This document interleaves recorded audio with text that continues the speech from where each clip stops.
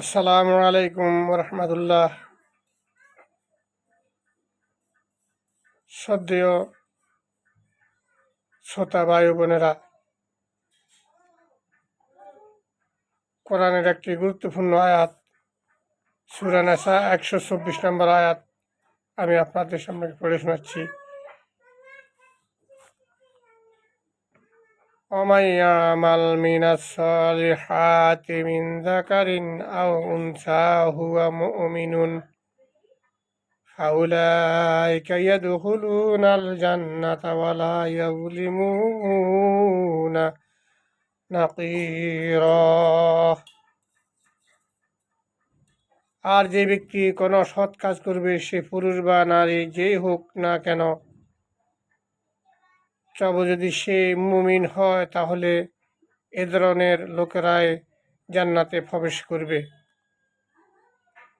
এবং তাদের অনুফরমানু অধিকারও হরণ করা হবে না। আল্লাহ রাব্বুল আলামিন সূরা নিসার 124 নম্বর আয়াতে বলেছেন যে নারী পুরুষ যেই হোক না কেন, সেই যদি সৎ কাজ করে, তার পরিমাণও কোনো আমল আল্লাহ বরবাদ করবেন না, সংরক্ষিত রাখবেন। সুতরাং আমরা যেন সৎ কাজ করে আল্লাহকে সন্তুষ্ট করতে পারি। আল্লাহ আমাদেরকে সেই তৌফিক দান করেন।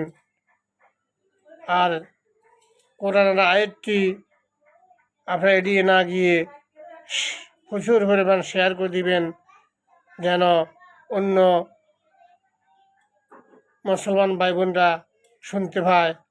ওমা তৌফিক ইল্লা বিল্লাহ। আসসালামু আলাইকুম রহমতুল্লাহ।